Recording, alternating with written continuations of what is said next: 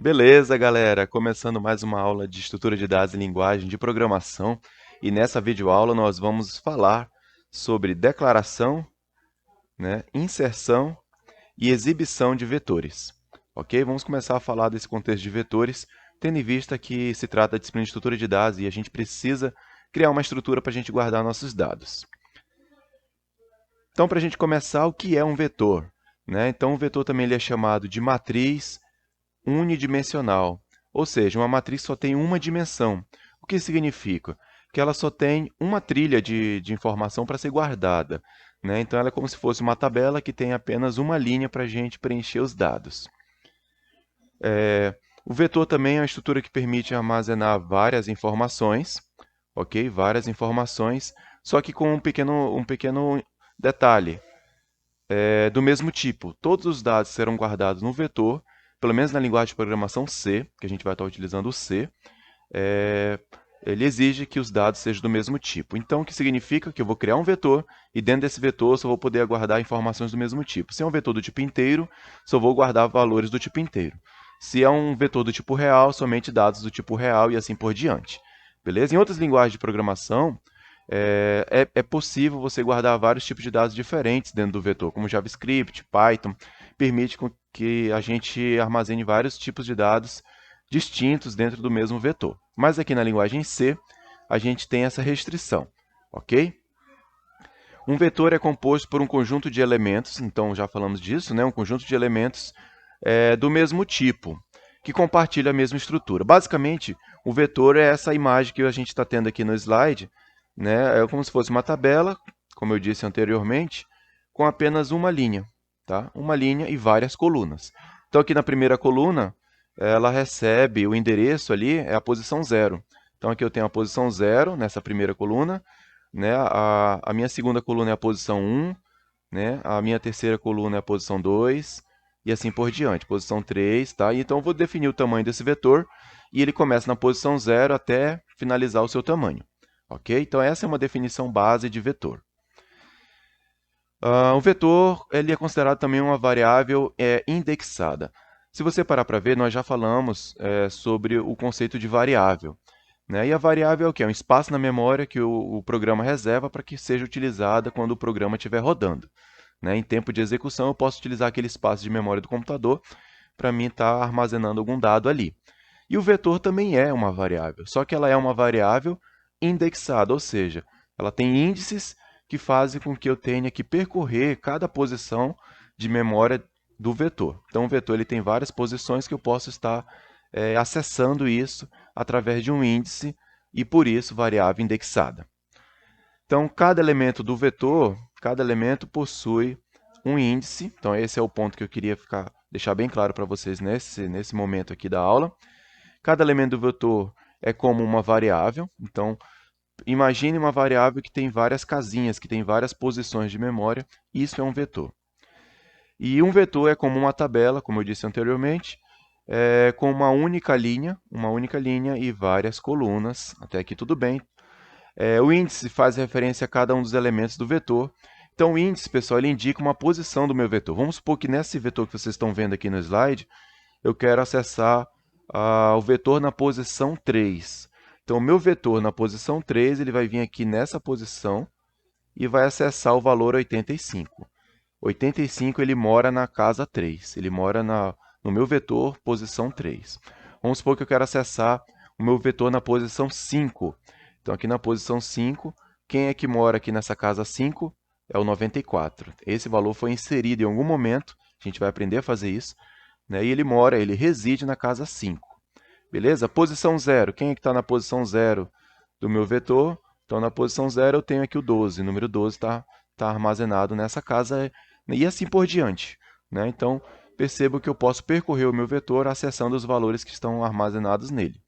Ok? Declarando um vetor. Como é que eu faço para declarar um vetor na linguagem de programação C? Então, aqui está o escopo do meu programa. E aqui eu tenho três vetores. Eu tenho uma declaração de três vetores. O primeiro é um vetor do tipo inteiro, do tipo int, chamado ABC. Ele tem 30 casas, ou seja, ele começa na posição 0 e vai até a posição 29. Beleza? Só guarda inteiros dentro desse vetor chamado ABC. Aqui nesse segundo, do tipo float, do tipo real, né? Então eu tenho aqui um vetor teste com 15 posições, ou seja, eu tenho da posição 0 até a posição 14, né? Então eu tenho 15 posições que eu posso estar armazenando dados do tipo real, do tipo float, nesse vetor chamado teste, ok? E por último, eu tenho aqui um vetorzinho do tipo char. E aqui cabe uma ressalva na linguagem C, é por isso que eu quis colocar esse exemplo, porque char ele só armazena um caractere, né? Por padrão, ele só armazena um caractere. Só que aqui eu estou declarando ele como um char que vai ter 50. E esses 50 seria o quê?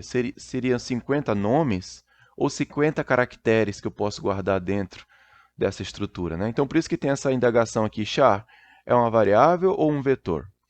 Então, o char, da forma como está declarado aqui na linguagem C, eu tenho aqui um vetor char nomeado como aluno, e aqui esse 50 faz referência a 50 caracteres. Então, eu vou poder guardar o nome de um aluno, e esse nome vai poder ter até 50 caracteres.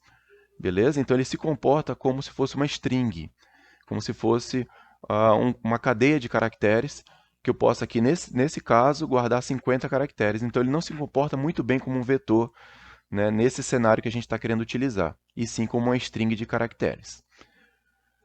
Explicando melhor, então, essa questão do char, né, ele é um vetor, entre aspas, de caracteres, então ele guarda, né, o tipo char, ele guarda, originalmente, ele só guarda um caractere, tá? Ele só guarda um, é o padrão dele. Porém, se a gente adicionar colchetes, que ele está falando aqui, ó, se nós adicionarmos colchetes, é possível definir uma quantidade de caracteres que pode ser armazenada e aí ele se torna uma string. Por exemplo, aqui eu tenho um char nome com 30 caracteres entre colchetes, então ele está se comportando como uma string que eu posso armazenar uma palavra com até 30 caracteres, beleza? E aqui a gente vai ter um exemplo de um programa rodando o char como se fosse uma string.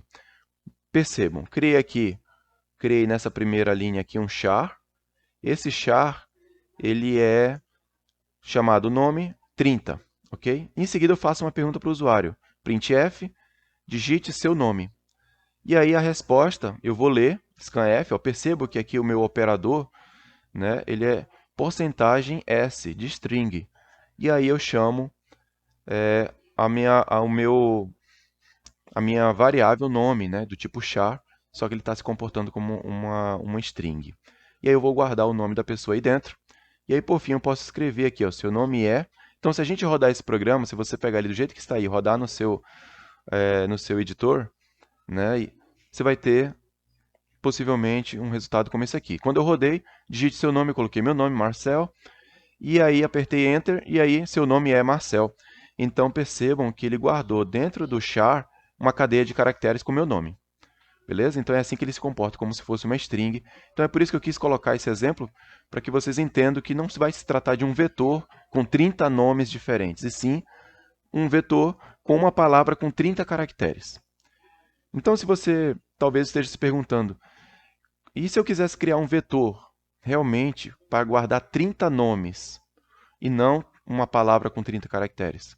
É possível criar um vetor de char, né, um vetor de strings, para me guardar 30 nomes? Vamos ver aqui. Então, se eu quiser guardar vários nomes em um mesmo vetor, como é que eu faço? Então, pode ser feito dessa maneira aqui. Ó.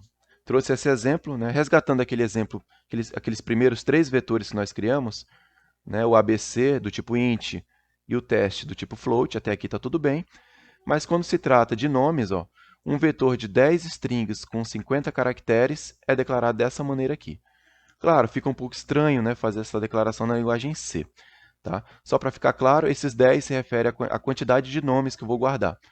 Tá? E os 50 vai se referir à quantidade de letras que cada nome vai ter. Beleza? Então, se eu quiser criar um vetor para guardar 10 nomes e cada nome até 50 caracteres, é declarado dessa maneira que vocês estão vendo aí. Tá? Recomenda-se fazer o include dessas bibliotecas aqui, lá em cima, stdlib.h, e o include do string.h, porque a gente vai estar trabalhando agora com essa biblioteca de strings, né? Trabalhando com vários nomes dentro de uma mesma estrutura. Então, esse vetor ele vai ter 10 nomes e cada um desses nomes 50 caracteres. Aí sim eu estou criando realmente um vetor de strings, né? Um vetor para me guardar vários nomes nessa estrutura. Beleza? Então, quis abrir esse parênteses para a gente entender que o char, né, no contexto da linguagem C, a gente tem que trabalhar, para a gente criar um vetor com nomes, a gente precisa fazer esse tratamento especial aí, ok? Inserindo valores fixos no vetor. Então, tem várias formas de a gente inserir dados no vetor, e vamos ver a primeira forma aqui. Né? Vamos supor que eu criei aqui, né, eu vou até sublinhar aqui para vocês, do tipo inteiro, um vetor nota de 5 posições. Tá? Vai de 0 a 4. Então, um vetor nota de 5 posições. E aí eu estou inserindo agora as 5 posições aqui. Ó. Então, começou na posição 0, guardei 80, na posição 1, 95, na posição 2, 73, na posição 3, 65 e na posição 4, 56. Então, essa é uma forma de eu preencher dados dentro do vetor. Eu chamo o vetor, digo qual é a posição e coloco o valor que eu estou armazenando ali. Tá? Beleza? Então, essa é uma maneira da gente fazer isso. Né? Então, preenchimento manual do vetor com valores fixos. Para o usuário não está sendo mostrado nada, eu estou apenas preenchendo o vetor e não estou mostrando os valores desse vetor na tela nesse momento aqui. Inserindo valores no vetor por meio do usuário. Como é que a gente faria isso? Né? Então, como é que a gente poderia fazer isso? Criei aqui a mesma estrutura, né? Então, o mesmo vetor nota com 5 posições. E aí agora, ao invés de eu inserir dentro do próprio código, eu estou fazendo a pergunta para o usuário. Então, está aqui, ó, digite a primeira nota, né? Então, fiz uma pergunta para o usuário. Quando o usuário responder, eu guardo no vetor nota na posição 0. Então, percebo aqui a porcentagem D, porque se trata de um inteiro, né? E eu chamo o meu vetor nota na posição 0. E eu guardo lá o que o usuário digitar. Eu não sei o que o usuário digitou. Tá? Mesma coisa para os demais. Segunda nota, eu guardo no meu vetor nota na posição 1. Né? Terceira nota, na posição 2. Né? Quarta nota, na posição 3. Quinta nota, na posição 4. Então, essa é uma outra maneira de você preencher as posições do vetor. Tá? Então, perceba, a primeira forma é inserindo diretamente dentro do código, e a segunda é dessa maneira que você está vendo aqui, perguntando para o usuário, e aí ele vai digitando e a gente vai alocando dentro do vetor, ok? De forma manual. Então, o preenchimento manual do vetor não é o indicado, tá? Estou só mostrando para você que é possível você preencher de forma manual. Mas se você tiver 50 nomes para preencher, já precisou fazer tudo isso, ou 50 dados, ou 1000, né? 1000 dados que você precisa armazenar no vetor, ou os dados que sejam aleatórios, como é que a gente faz isso, né? De forma manual não é muito viável. Tá? Então, preenchimento manual do vetor com valores do usuário. Também não está mostrando nada para o usuário na tela. Tá? Então, por isso que não mostra nada na tela, eu estou apenas preenchendo os dados do vetor. Como é que a gente faz para mostrar o vetor na tela? Né, eu quero mostrar agora, né, já preenchi, então toda essa parte que nós fizemos. Ó, tá? Então, esse aqui todo foi a parte do preenchimento. Criei o vetor aqui em cima, né? Então, criei o vetor aqui em cima e preenchi ele solicitando para o usuário.